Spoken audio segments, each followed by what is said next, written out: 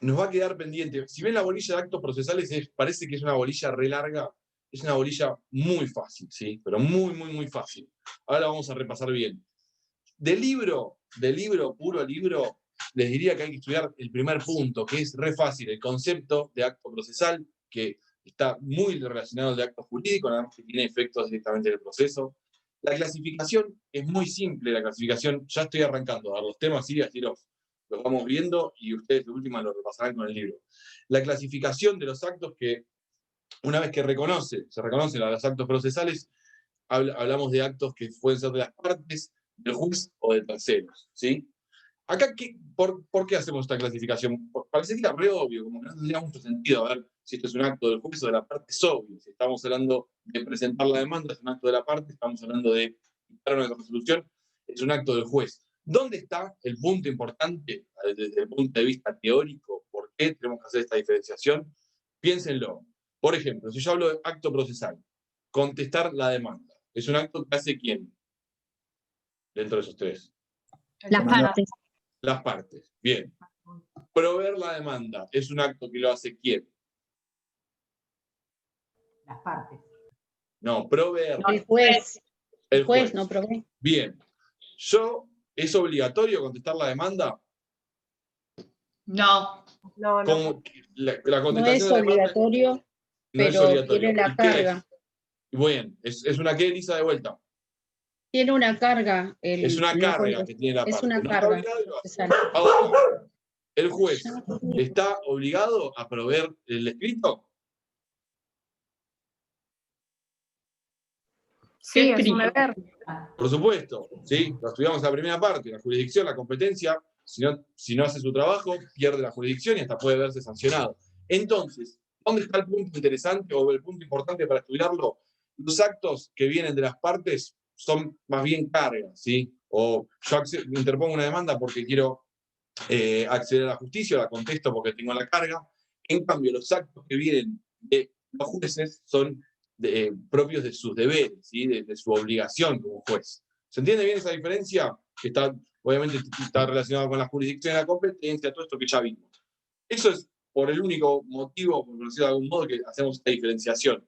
Entonces, que tiene que ver con la obligación y con la carga. Con esto, lo leen un poco del manual donde estoy estudiando, ya tiene el punto 1 y 2 de la bolilla. Después, si avanzan en la bolilla, salteamos todo lo que es notificaciones, lo vamos a ver. Pero si ustedes entran en el código, a la sección de actos procesales, van a ver que el programa pregunta lo que dicen los artículos. Y son temas muy simples, ¿sí? No sé, desde los temas de los plazos, desde cómo se forma un expediente. Muchos temas son muy simples, ahora vamos a ir viendo algunos, algunos que voy a hacer hincapié, obviamente, y muchos temas ya están perdiendo mucha vigencia, ¿sí? Y ese es el tema que vamos a ver hoy, que es notificaciones y presentaciones electrónicas. Si nosotros, por ejemplo, queremos estudiar cómo se reconstruye un expediente, hoy en día ya no tiene sentido, es algo que queda totalmente, pertenece al pasado, porque los expedientes hoy en día son todos digitales, ¿sí?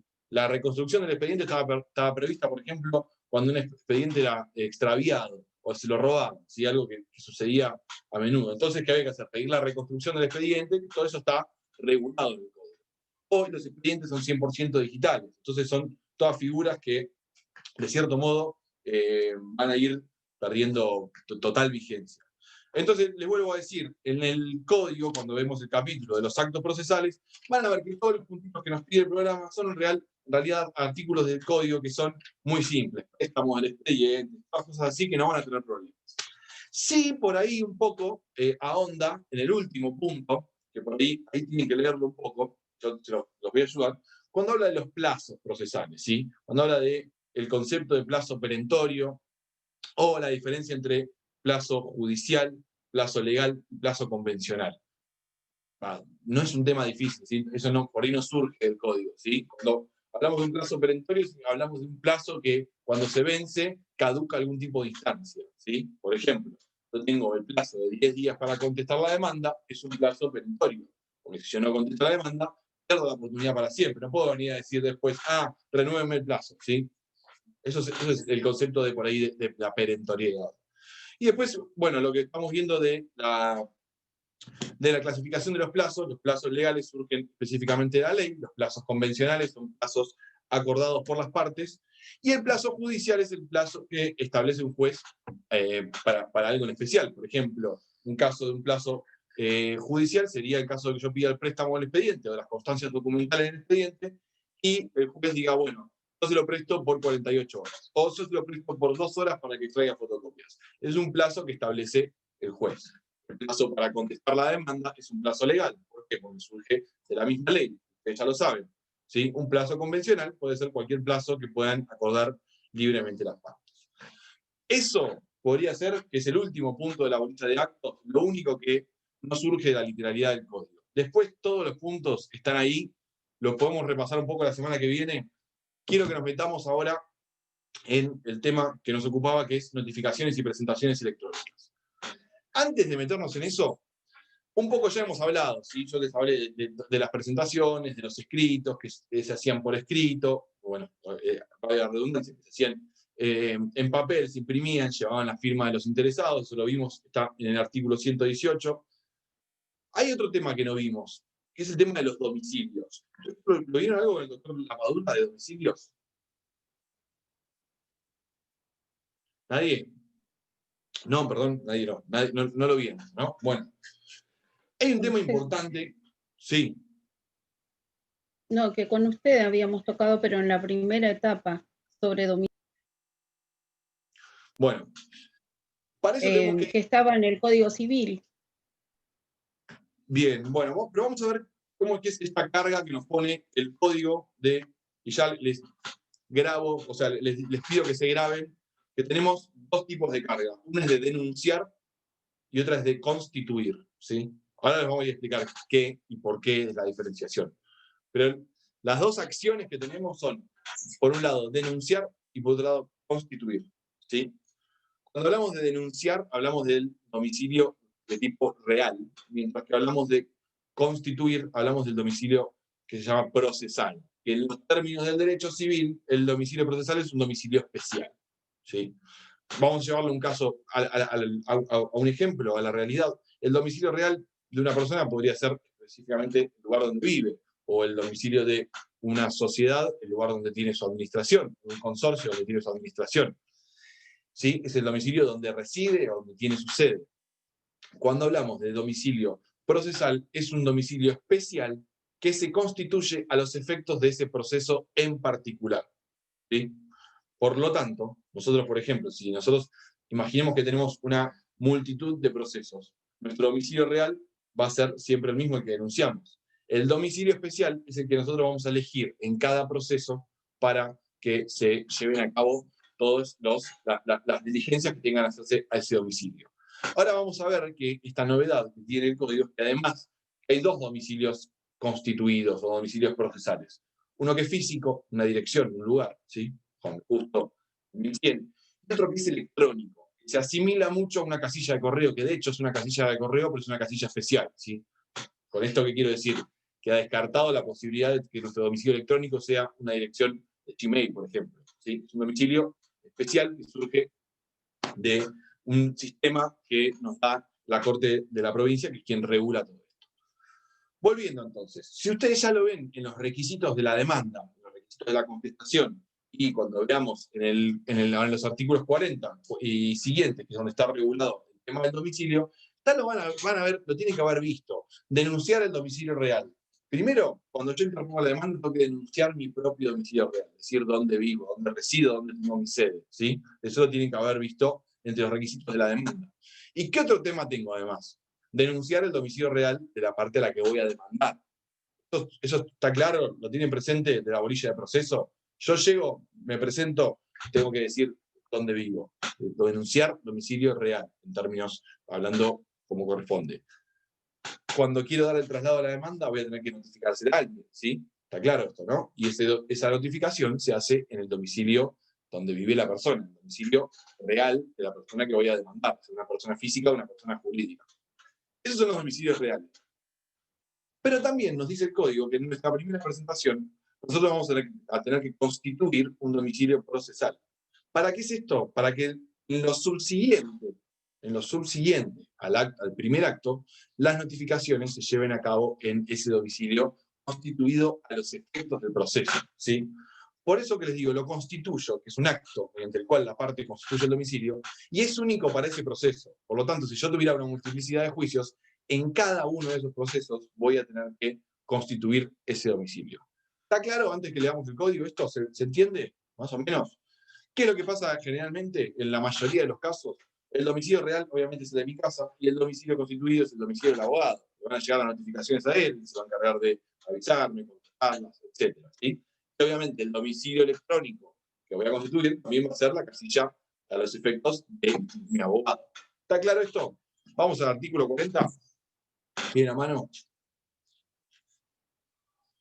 Voy, Toda persona que litigue por su propio derecho o en representación de un tercero deberá constituir domicilio dentro del perímetro de la ciudad que sea asiento del respectivo juzgado o tribunal, conjuntamente con una casilla de correo electrónico que será asignada oficialmente al letrado que lo asista, donde se le cursarán las notificaciones por cédula que no requieran soporte en papel y la intervención del oficial notificado. Estos requisitos se cumplirán en el primer escrito que presente o audiencia que concurra si esta es la primera diligencia que interviene. En las mismas oportunidades deberá denunciarse el domicilio real de la persona representada. Se diligenciarán en el domicilio legal todas las notificaciones a domicilio que no deban serlo al real.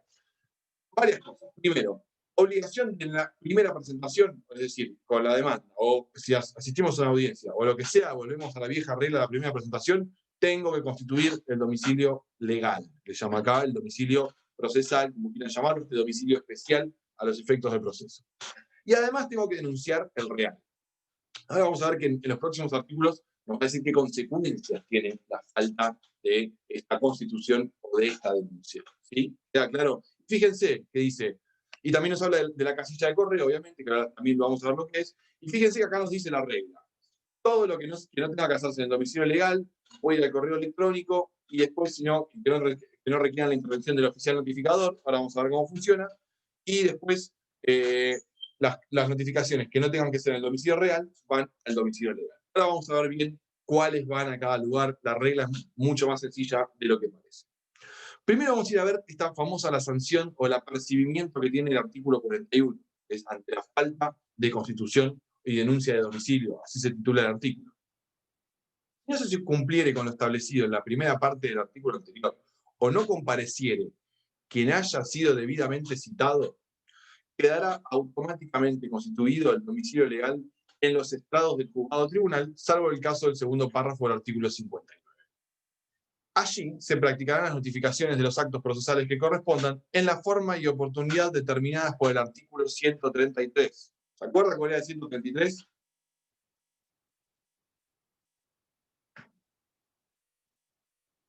Notificaciones son. Sí, pero ¿qué notificación era la del 133? ¿Se acuerdan? La de los martes y viernes, ¿sí? La notificación automática. La de Ministerio Legis. Exactamente, Daniela. Entonces ahí tenemos el primer párrafo del 41, nos explica la consecuencia de no constituir el domicilio especial, el domicilio, este domicilio procesal. Ahora nos va a decir qué pasa si no denunciamos el real. Si no denunciar el real o su cambio, las resoluciones que deben notificarse en dicho domicilio se notificarán en el lugar que se hubiese constituido. Y en defecto también de este se observará lo dispuesto en el párrafo anterior.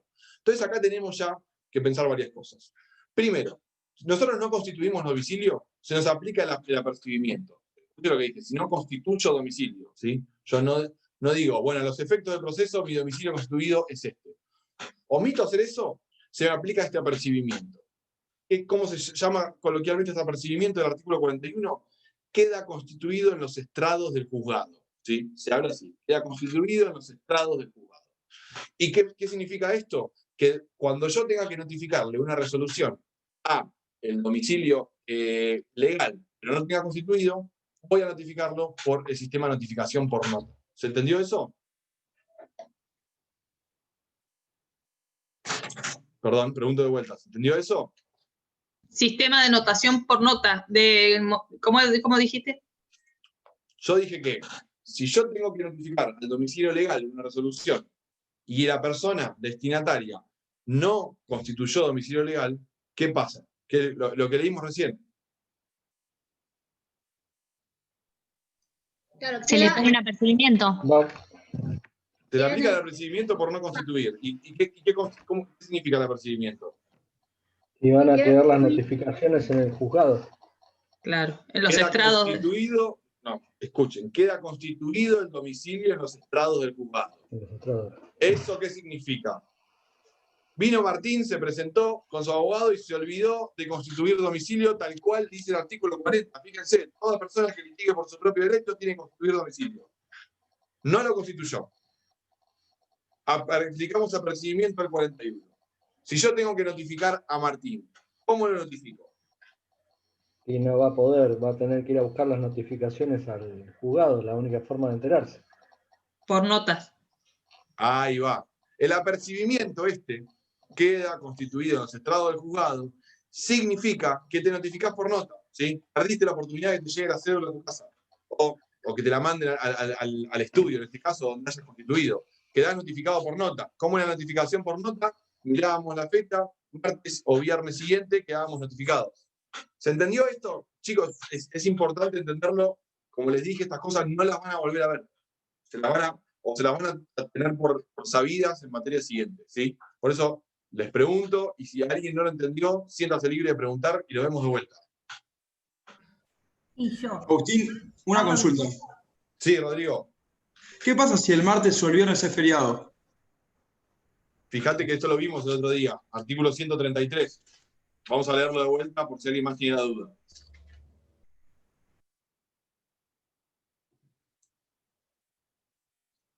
En todas las instancias quedará notificado, en todas las instancias, los días martes y viernes o el siguiente hábil si alguno de ellos fuere feriado. ¿Sí? Sí, perfecto. Perfecto. Bueno, ¿a alguien no le quedó claro entonces esto de el apercibimiento? El 40. ¿Cómo, perdón? No me quedó muy claro el artículo 40. Bien, ¿saben qué vamos a hacer? Vamos a verlo con un apuntecito. Creo que ya se los he pasado esto. No sé dónde está. A ver, acá no.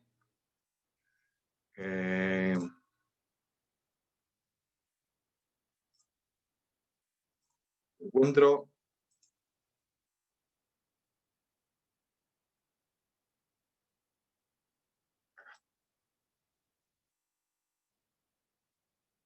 ¿Están viendo ahí?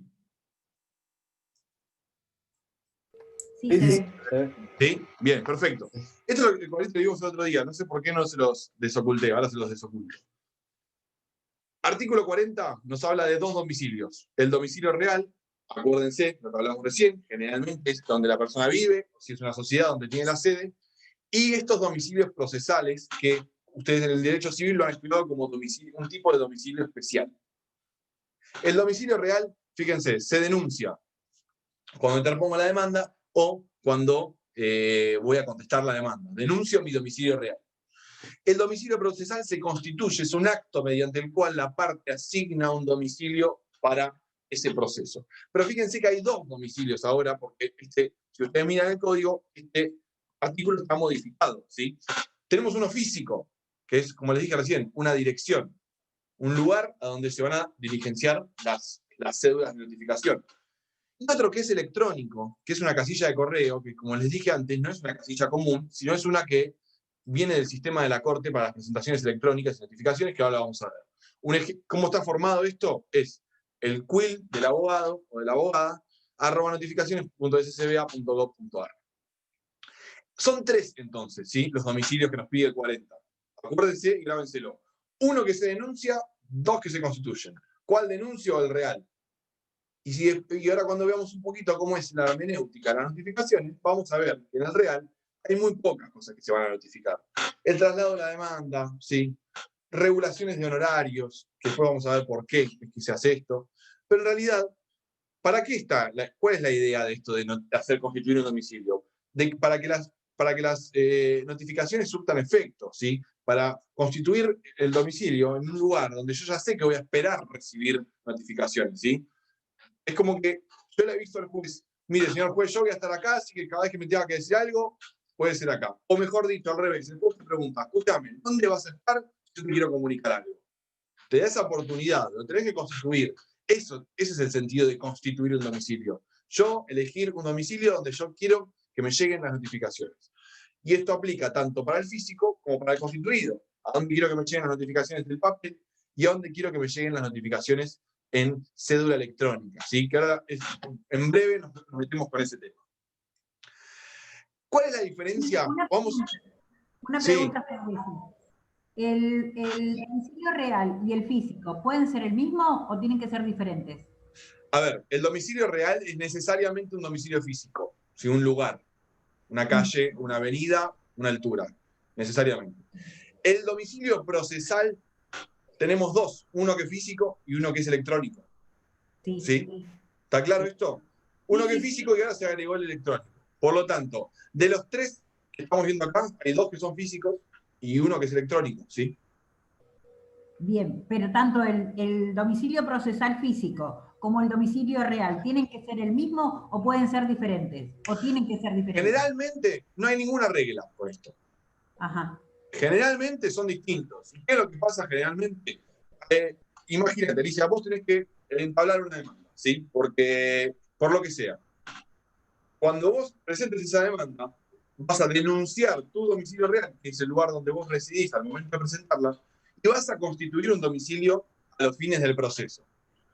¿Cuál va a ser generalmente el domicilio de tu abogado? Para que le lleguen notificaciones ahí. Ahora, imagínate que ya estuvieras recibida, Alicia, y que tenés el estudio en tu casa. Tranquilamente vas a poder denunciar que tu domicilio real es el donde vivís y que tu domicilio constituido es el de tu estudio, que es donde vivís también. No hay ningún impedimento. No hay impedimento, perfecto. La terminología precisa es domicilio real, domicilio especial. Pero grábenselo como para figurárselo en la cabeza, que estamos hablando generalmente de donde vive la persona y donde quiere que reciba las notificaciones que tienen que ver con el estudio. ¿Sí? Perfecto. Esto para que se lo asocien en la cabeza. Si les llegamos a preguntar domicilio, no digan la casa y el estudio, ¿sí? Esto se lo digo yo para que lo mentalicen. Vamos a hablar de domicilio real y domicilio procesal. Claro, como lo dice el código. Perfecto. Es muy fácil esto, chicos. ¿Sí? No tienen que leer más que el mismo código, no hay que ir a leerlo a ningún lado. Es un tema muy simple. ¿Estamos bien hasta acá? Sí, perfecto. Por último, ¿cuál es la diferencia? Nosotros, entonces, cuando vamos a ver el 135, que es el artículo, ya nos metemos de pleno en tema de notificaciones, doy por entendido el tema domicilio, ¿sí? Cuando nos metemos en el 135, que nos habla, que nos regula lo que es la notificación por cédula, fíjense cómo arranca diciendo, solo serán notificadas personalmente por cédula las siguientes resoluciones. Y vuelvo con lo que vimos en la clase pasada. El sistema, por defecto, que establece el código procesal para notificar las resoluciones, es la notificación por nota, ¿sí? Por defecto, todo va por nota, ¿sí? Salvo cuáles, las que están en el 135, ¿sí? Que son algunos incisos. Entonces, todos los casos que da el 135, nosotros, por estar incluidos ahí, va la notificación por cédula. Si no, estamos al sistema de la notificación por nota. Es muy importante una cosa más, se lo voy a decir, que los sistemas o los medios de notificación los establece el código, no el juez, ¿sí? El juez lo que hace es aplicar, decir, bueno, estoy dictando una sentencia definitiva, tengo que ordenar la notificación por cédula. ¿Por qué? Porque si ustedes miran el inciso 12 del 135, dice que la sentencia definitiva se notifica por cédula, ¿sí? Pero no es que el juez dijo, dicté una sentencia y ahora se la voy a mandar a la casa. No. La ley le dice, sentencia definitiva va por cédula de notificación. Ahora, si dicta una resolución que dice, agréguese el oficio recibido, que es una resolución muy simple, vamos a ver, todavía no las leímos, pero ya les adelanto que no es una resolución que está prevista de notificación por cédula. Entonces, esa resolución se va a notificar por nota. Queda claro, entonces, medio de notificación por defecto que eligió el código es el de la notificación por nota. En caso de que estemos frente a una resolución prevista en el 135, vamos a la notificación por cédula. Para redondear un poco, y ahora vamos a ahondar un poquito más en esto. ¿En qué consiste la notificación por cédula? Porque ustedes han leído algo o lo charlaron con el doctor Basso cuando vieron un poco cuál era el trabajo de la Oficina de Mandamientos y Notificaciones. Ya claramente viene por ahí esto, ¿no? Pero Oficina de Mandamientos, Notificaciones, evidentemente algún papel juega en esto, ¿sí? ¿Cómo funciona esto? La cédula inicialmente se confecciona, la cédula de notificación se confecciona en el ámbito del órgano, ¿sí? El órgano que dictó la resolución, en ese ámbito se confecciona. Ahora vamos a ver que a veces la confecciona el abogado, la confecciona el juez, pero la cédula sale de ese organismo. ¿Qué es una cédula de notificación? Es una pieza, obviamente, estamos hablando de la cédula de soporte papel, en principio, después nos vamos a meter en lo otro, que va a decir a quién está dirigida, que es el destinatario, el domicilio, y va a tener transcripta la resolución que quiere notificar. ¿Se lo imaginan? ¿Sí? Imagínense en un papel o varios papeles donde está indicado la persona destinataria, el organismo que obviamente que está actuando, en la causa identificada con su carátula y la transcripción de la fecha y la resolución que se dictó. Eso es específicamente la cédula de notificación, la forma en que se hace la comunicación de esa resolución, que la resolución ¿dónde está? En el expediente, no sale del expediente. Si yo quiero comunicar esa resolución, no llevo el expediente a la casa o al estudio de la persona, ¿sí? Yo lo que hago es, y escuchen cómo es el verbo, estoy medio por ahí con las palabras, pero lo que hace el organismo es librar una cédula, ¿sí? Libra la cédula de notificación, ¿sí? ¿Para qué? Para que se diligencie, ¿sí? Entonces, repito de vuelta, libramos la cédula de notificación para que la oficina la diligencie. ¿Hacia dónde la diligencie? A su destinatario, que es la persona que va a estar consignada en esa cédula, ¿sí? ¿Está claro esto? ¿Se entiende más o menos cómo funciona? ¿Cómo es el caminito? Básicamente, de vuelta, el organismo la libra, va a la oficina de mandamientos y notificaciones, y ahí un oficial notificador en persona se dirige hacia el domicilio y practica la notificación. ¿En qué consiste? Básicamente, ahora vamos a ver bien un caso y el otro. Va, toca timbre, identifica a la persona destinataria, se confirma que sea ahí, y le da la cédula y le hace como una especie de firma de un recibo. Y después, obviamente, el oficial notificador devuelve una copia que se agrega al expediente donde queda constancia de esa notificación que practicó. ¿Qué dice? Tal día me constituí en el domicilio tal, fui atendido por la persona tal y le dejé una copia de la cédula. ¿Sí? Más o menos así funciona ese acto de libramiento y diligencia de la cédula de notificación. Ahora bien, hay un tema importante acá. La diferencia entre cuando está dirigida a un domicilio real y cuando está dirigida a un domicilio constituido. No es lo mismo. ¿Qué no es lo mismo? Más allá de que vamos a hacer distintas las resoluciones que puedan estar ahí adentro, no es lo mismo el papel que tiene el oficial notificador, ¿sí?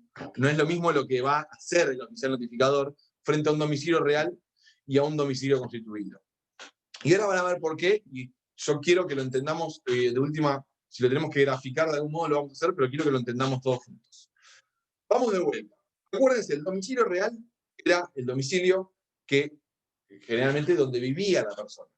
Y donde lo vamos a notificar cuando no tengamos domicilio constituido. Porque todavía, por ejemplo, no se presentó. Vamos a poner el caso claro. Con notificación del traslado de la demanda. ¿Sí? Fíjense, si yo tengo que notificarle el traslado de la demanda al demandado, partimos de la base, supongo que estamos todos de acuerdo, que el demandado en el proceso no está.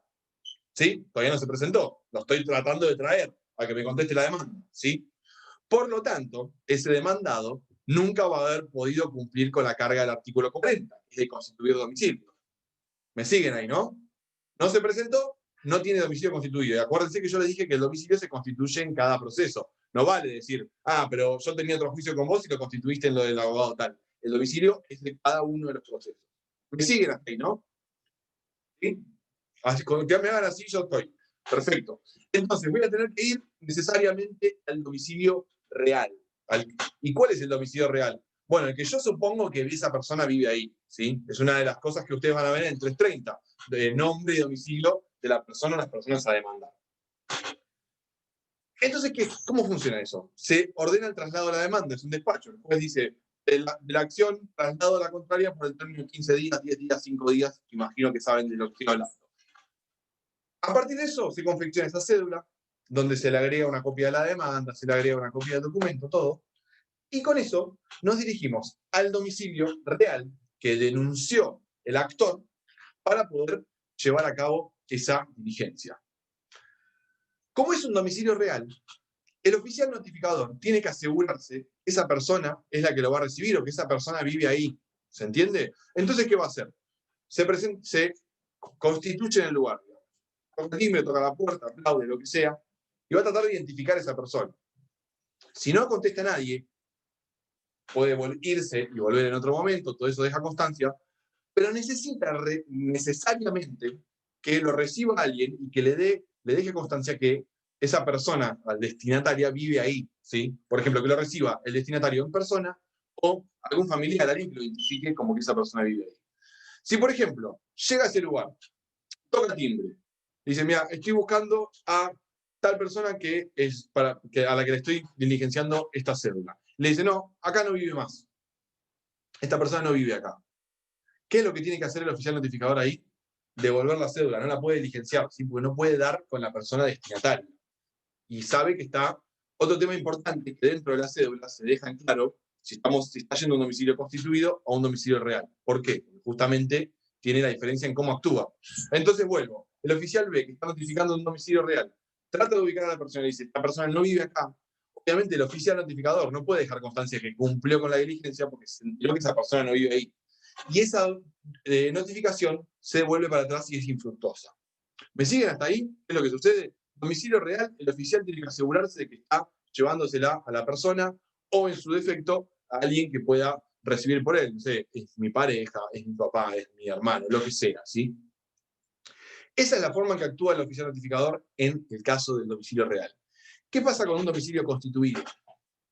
Cuando el domicilio es constituido, recuerden, es el domicilio que yo le dije al juez que esté preparado para recibir notificaciones, y lo constituí acá. Todo el resto de las notificaciones en el proceso, salvo el traslado de la demanda, una vez que lo constituiste, van dirigidas a ese domicilio. Por lo tanto, cuando llega el oficial notificador a ese domicilio, por ejemplo, para dejarte la sentencia definitiva, incierto 35, inciso 12, te quiere dejar esa notificación, se acerca, toca la puerta. Obviamente, si viene alguien y le dice que no vive, no se lo va a dejar porque ya sabe que no vive ahí. Ahora, si no contesta a nadie, lo que va a hacer es por abajo de la puerta. la deja abajo de la puerta, la deja colgada en la puerta y se va, ¿sí? Que es algo que no podría hacer con el domicilio real porque tiene que asegurarse que la reciba el destinatario. En cambio, acá no contesta a nadie y la deja en la puerta. Y yo estoy seguro. Esperen, que pongo pausa. Tomo. Ahí está. No quería hablar mal de nadie y que quede constancia por todos lados. Bueno, entonces, ¿se entiende la diferencia? Y este fue el sistema, ese es el sistema que está previsto en el código, ese fue el sistema que se usó siempre. Pasa que ahora, de repente, con la pandemia se apuró más, llegaron las notificaciones electrónicas y cambió todo. Ahora nos vamos a meter en ese tema, ¿sí? Que es el tema de la clase de hoy. ¿Se entiende hasta acá entonces cómo funciona la cédula? La libra el organismo jurisdiccional, pasa por la oficina de mandamientos y notificaciones y a través de ahí se hace la diligencia hacia el destinatario. Dependiendo del tipo de domicilio, cómo va a actuar el oficial. O busca al destinatario o puede efectivizar ese acto mediante dejar una copia en la puerta de la finca, meter por abajo de la puerta, etc. ¿Deditos arriba? ¿Estamos? ¿Nadie? ¿Ninguna pregunta? Un montón de dedos, me encantó. Profe, Sí. si el oficial notificador se equivoca y se la da a quien no era, ¿qué pasa? ¿Se le aplica una sanción? ¿Cómo? ¿Se lo da, perdón? ¿A quién? Se lo da a una persona que no era. A ver, es todo un tema lo que estás diciendo, está muy bien. ¿Qué pasa si aparece algo mal acá? ¿Sí? ¿Qué pasa si lo dejan, se comporta como, por ejemplo, un domicilio constituido y era un domicilio real? ¿Qué pasa si la persona que lo recibe dice que es, pero en verdad no es? Bueno, en principio, esto tiene que ver no solo con las notificaciones, sino como todos los actos se presumen válidos. ¿Sí? Ese es el punto número 1. Punto número 2, que no es tema de la materia, pero grábenselo, las nulidades procesales son siempre relativas, ¿sí? No va a haber una nulidad absoluta. No sé si me estoy explicando con esto que te estoy diciendo. El acto de algún vicio nunca va a ser de nulidad absoluta, ¿sí? Nunca va a ser de nulidad absoluta. ¿Qué tiene que pasar para que pueda llegar a atacarse ese acto? Bueno, primero que el camino es el incidente de nulidad, ¿sí? Que es muy común el incidente de nulidad de la notificación. Después les voy a mostrar o graficar por qué.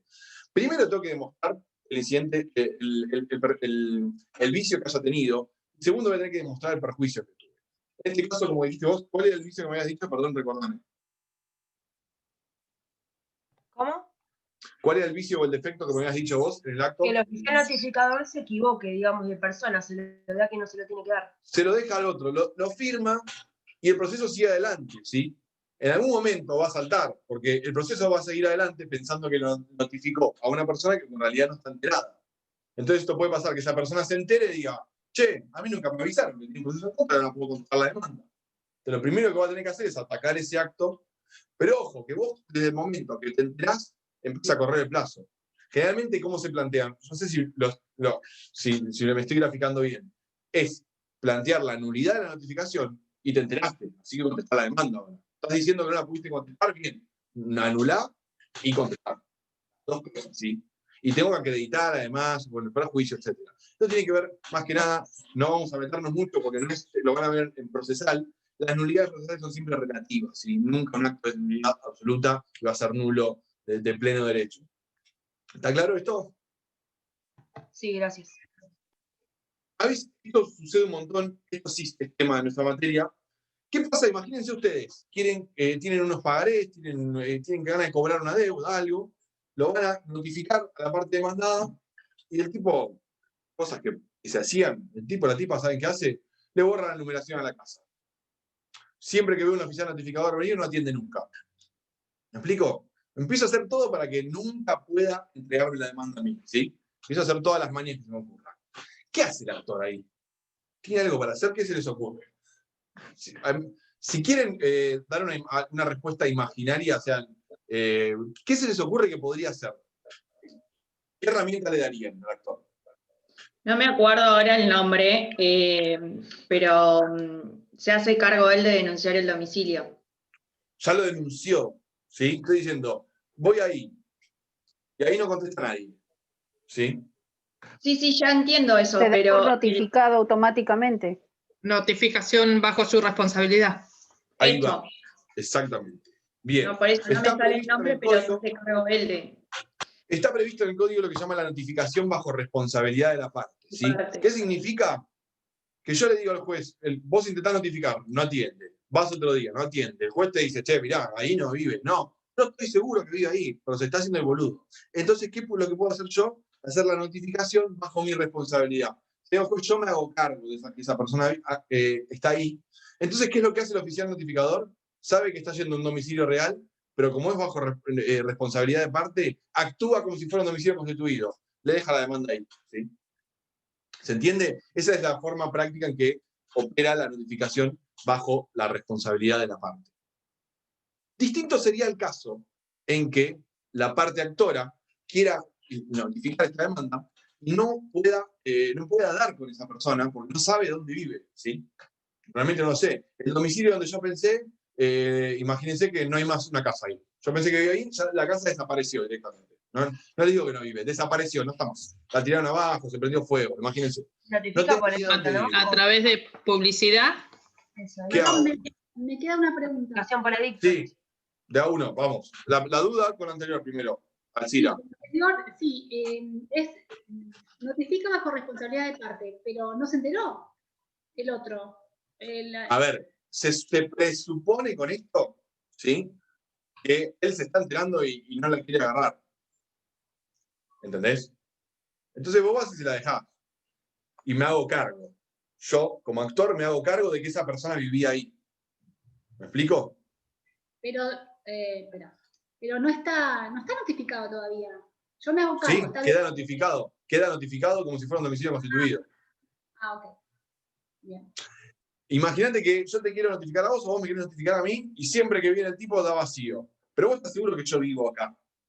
Estás recontra segura que yo vivo acá. Me viste.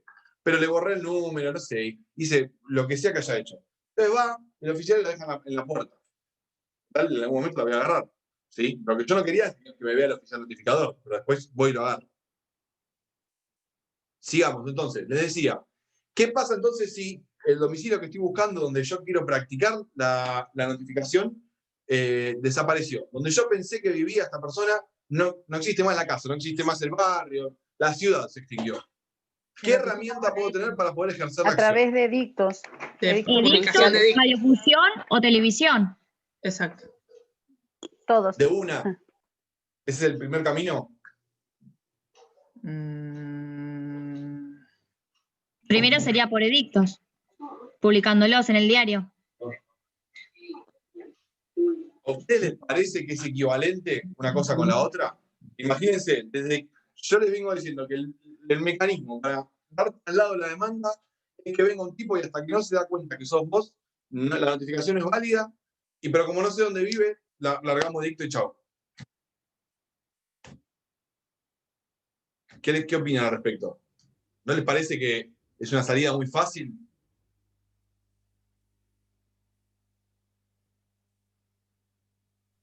¿Qué pasa ¿Cómo tomaría? ¿Qué pasa si publicamos los edictos y no se presenta? Mandamos edicto por 20 días en todos los diarios del país, así. Y en los portales de internet también, nos extralimitamos. 20 días en todos lados, estamos buscando a tal porque tiene un proceso. ¿Qué pasa si pasan los 20 días y no se presenta? ¿Lo tenemos por notificado? No. No, no se puede notificar si no se entera. Entonces, Y, primero que nada... por ejemplo, ver el domicilio declarado en lo del padrón, por ejemplo. Ahí va, Alicia, bien. No es que instantáneamente, como no sé dónde vive, vamos a alargar edictos o vamos a salir a hacer esta radiodifusión. Lo primero que tenemos que hacer es tratar de averiguar dónde hay. Para eso, muy bien, justamente dice que se consulta el padrón electoral, se manda un oficio a la Cámara Electoral. Primero hay que buscar a ver dónde podemos llegar a ubicarlo, ¿sí? Y tratar, no solamente verlo, ver dónde está en el padrón, bueno, y mandar cédula ahí. Dónde tiene por ahí un domicilio anterior y mandar cédula ahí. Hasta que no votamos todas esas vías, no vamos a caer directamente, no vamos a pasar al lugar de la publicación de edictos. Eso es el primer punto. El segundo punto. También se puede enviar una notificación a la casa que era de los padres, por ejemplo, o que es de los padres. ¿Se puede? Sí, pero mirá si los padres dicen, no, yo no tengo contacto. Ah. Sí, no vive acá y no tengo contacto. O no vive acá, no. Ya estaríamos afuera. Necesitamos que le llegue a la persona en su domicilio. ¿Sí? Lo otro que les quería decir, me fui un poquito del tema, pero para que lo entiendan, es que si yo publico edictos y no se presenta la persona, vencido el caso que tenga, ¿a quién se le da intervención?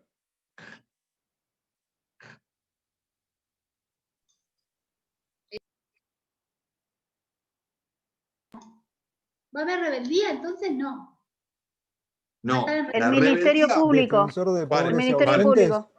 Sí, es el Ministerio, el defensor de pobres y ausentes, que en este caso actuaría como defensor de ausentes, ¿no?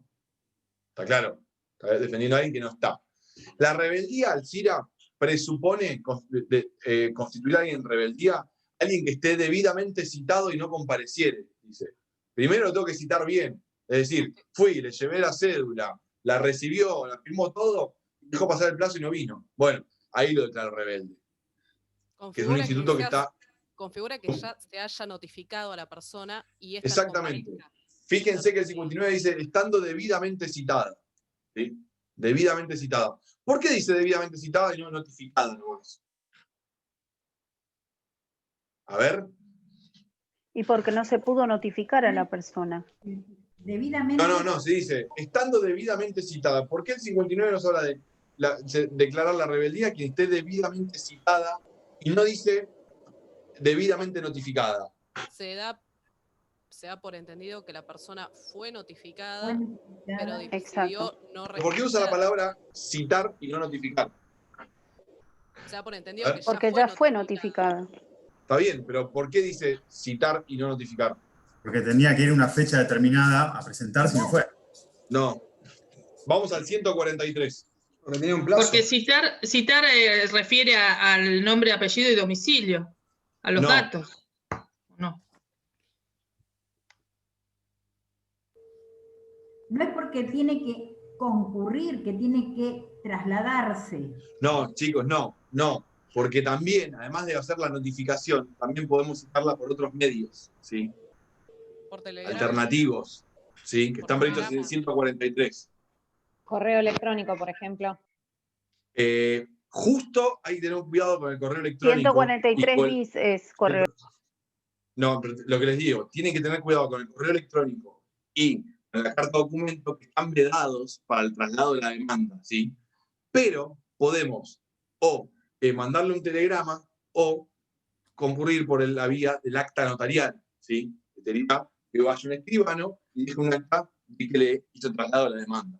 Por eso es que usa la palabra citado y no notificado, porque el traslado de la demanda o cualquier notificación a elección del abogado puede hacerse por estos medios también, ¿sí? Eso está previsto en el 143. No pretendo que se lo sepan de memoria, pero tengan entendido, más que nada para que no se asusten cuando vean que hay notificación por nota, por cédula, por correo electrónico, por carta de documento, por telegrama. No, paremos un poco. La notificación es por nota, por cédula o en su defecto por edictos. Estos sistemas, correo electrónico, acta notarial, telegrama y carta documento, vienen a, de cierto modo, suplir a la cédula. Trabajan conjuntamente con la cédula, ¿sí? No son otros medios para otras cosas. No es que ustedes se van a tener que aprender 7 medios de notificación distintos. Yo lo dividiría en 3. Y acá, presten atención. Hablo la notificación automática por un lado, la notificación por cédula de notificación, propiamente dicha, y la que podemos hacer por edictos, la citación por edictos, ¿sí? Dentro del eslabón del medio que les hablé de la cédula de notificación, a elección del abogado, dice 143, puedo ir por el acta notarial, por la carta documento, por el correo electrónico o por, me estoy olvidando de una, carta documento y por el telegrama. ¿Sí? ¿Está claro? ¿Se entiende esa diferencia? Pero ojo, ojito, que en un momento del artículo nos dice, ojo con algunos actos que no se pueden hacer por ejemplo, por carta documento. No podemos notificar el traslado de la demanda por carta documento. ¿Sí? Ahora sí se está notificando, Agustín, por carta documento con esto de la pandemia. Es un tema polémico, ¿sí? En realidad, no es que se haya aprobado ni se modificó la ley. Lo que se hizo... No, se está haciendo, o sea, te digo porque llegaron al estudio a través de carta documento, cosas, o sea... Estoy más que familiarizado porque hemos sacado un montón de resoluciones en la Cámara al respecto. Pero lo que te quiero decir es que no es que se modificó la ley, ¿sí? No, es extraordinario. Bueno. El proceso laboral lo tenía y lo que se hizo fue flexibilizar el entendimiento del 143. Básicamente, pero no se modificó. La prohibición sigue estando, ¿sí? Pero bueno, es un tema para verlo quizás en otro momento. Escuchen, ¿queda claro entonces? Acá lo que vimos es un pantallazo de cómo está regulado en el código las notificaciones, ¿sí? ¿Queda bien claro esto? La notificación por nota, la notificación por cédula, la notificación por el correo electrónico, que es lo que vamos a ver después cómo funciona, pero queda más o menos claro los sistemas, ¿sí? ¿Alguna duda? ¿Dudas de otro tema? ¿Dudas de recursos? No. Por ahora no. ¿No? Profe, yo tengo una duda. Sí. Después. De cómo identificar si estoy hablando de un sistema o un principio procesal. Bien, yo se los dije esto. Primero, para estudiarlo, vayan a, les dije, estudienlo de Arasi, ¿sí? Y después, el secreto para entenderlo es, si yo quito esto, ¿sigue habiendo proceso? ¿Sí o no? ¿Me explico? Cuando es fundamental para la existencia, estamos hablando de por ahí un principio, pero si no es fundamental, por ejemplo, decimos, el principio escriturario, ¿es fundamental? No, yo con oralidad igual puedo tener proceso. Ahora, si no tengo congruencia, ahí sí me quedo sin proceso. O no tengo dispositivo, ahí sí me quedo sin proceso, ¿sí? La diferenciación está en qué hace el funcionamiento del proceso o no. Por ejemplo, la economía procesal. Si yo no tuviera el principio de economía procesal, ¿puede haber proceso igual? Sí, será lento, será desgastante, todo, pero hay proceso igual. Entonces, cuando hablamos por ahí, para identificar bien este tema, es ver qué hace a la esencia del proceso, qué hace que exista el proceso. Y ustedes siempre piensen en el proceso, más que estos actos, concatenados, continuados, todos, piénselo como una garantía, ¿sí? Eso es de la concepción moderna del proceso que se habla hoy, es de una garantía, ¿sí? Escúchenme otra cosa. Gracias. No, de nada. Yo quería preguntar algo, no tiene nada que ver, pero después de usted no hay problema, yo espero. No, dale, pero no es una pregunta de un tema particular. No, es un tema, pero ya es de la unidad 10, que se refiere a la triple identidad, las partes y sucesores, objeto y causa. La triple identidad. Estamos hablando de la triple identidad En para el la proceso. cosa juzgada. Sí, ¿No? sí, La sí, cosa sí, sí. juzgada. Sí, Bien. exacto. Sujeto, objeto y causa. ¿Sí? Sí. Es la cosa juzgada. Está bien, no te entiendo la pregunta. Esto lo tienen que tener bien en cuenta, la triple identidad de sujeto, objeto, causa, tanto para la cosa juzgada, y también la van a tener, la triple identidad, cuando vean la excepción de litispendencia. ¿Vieron las excepciones con el doctor Lapadula? ¿Por qué se los traigo a colación? Porque van a ver que es lo mismo. ¿Se acuerdan de qué funcionaba en qué consistía la excepción de litispendencia? ¿Nadie? Imagínense, me interponen una demanda por un juicio y yo veo que ya me lo habían iniciado este juicio, ya está tramitando. ¿Sí? Entonces, hablamos de que el juicio se va a quedar, digamos, cerrado, que es lo que se llama la independencia propia. Esa excepción va a hacer que ese juicio desaparezca cuando yo vea que es por el mismo objeto, lo que se me está demandando, sea la misma causa de la obligación y sea entre las mismas partes. Sea esta triple identidad y sea lo que se llama la independencia propia. Eso hace que concluya el objeto. Cuando lo vemos en la cosa juzgada, reflejado esto, estamos viendo exactamente lo mismo. Ya se juzgó por la misma causa, entre los mismos sujetos y por entre las mismas partes. ¿Sí? ¿Se entiende? Entonces, fíjense que son dos cosas distintas. O un proceso en trámite igual de independencia, o quizás se ha jugado por lo mismo. Y tenemos esta cosa jugada cuando se da entre las mismas partes, objeto y causa. ¿Se entiende? ¿Dónde viene la triple identidad? Yo se los pongo en las dos, que una sería para un proceso en trámite y otro que ya sucedió. Escuchen una cosa. Que necesariamente el otro, o sea, cuando ya hay una causa con las mismas características, uno se elimina. Es eso. Si se da la triple identidad,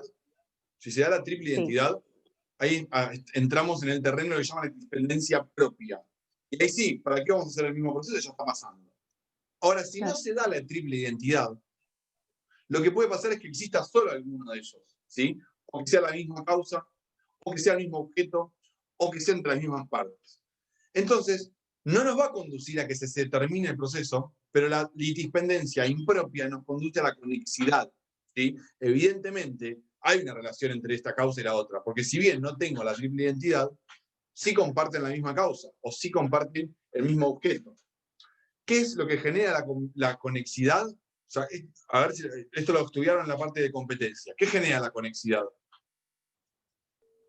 Que lo haga ese juez, o sea, que sea competente ese juez.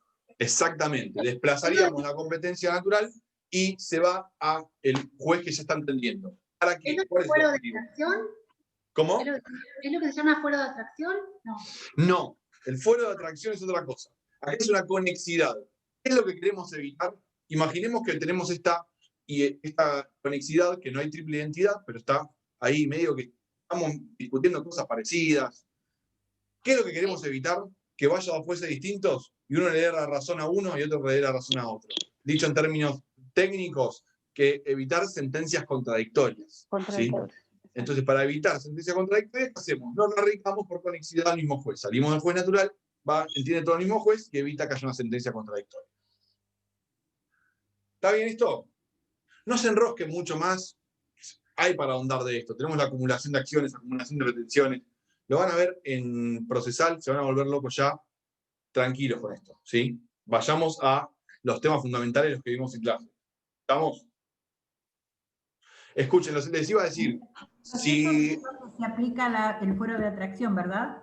Perdón, fuero de atracción es un instituto propio de los procesos universales, ¿sí? Tenemos que partir de la base que hay o una sucesión o un concurso. Entonces, comenzado ese proceso, ese juez, como entiende esa sucesión, ese concurso, atrae a todo el resto, ¿sí? Vengan todos para acá. ¿Por qué? Pero por la universalidad, no por la conexidad, ¿ya? Porque estoy viendo todo el patrimonio de este tipo, necesito todo acá, ¿sí? Ya lo van a ver en particular cuando estudien sucesiones y cuando estudien concursal, las características propias de cada fuero de atracción, ¿sí? Y las excepciones que puede llegar a tener, que no son pocas. Gracias. Les decía, recuerdo, si arrancamos ahora con el tema de hoy, obviamente se me fui, vamos a terminar recontra tarde y sé que es difícil viernes hasta ahora seguir. Tienen conmigo el miércoles y entramos de una en notificaciones y prestaciones electrónicas que van a ver que vamos a aplicar todo lo que vimos hasta ahora para poder entenderlo.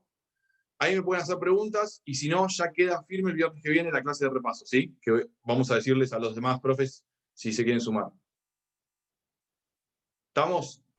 Queda el canal abierto, obviamente, a las consultas que quieran hacerme a través del campus o por donde sea, ¿sí? Sí, sí. Perfecto. Chicos, chicas, buen fin de semana. Adiós. Gracias, igualmente. Chao. Gracias.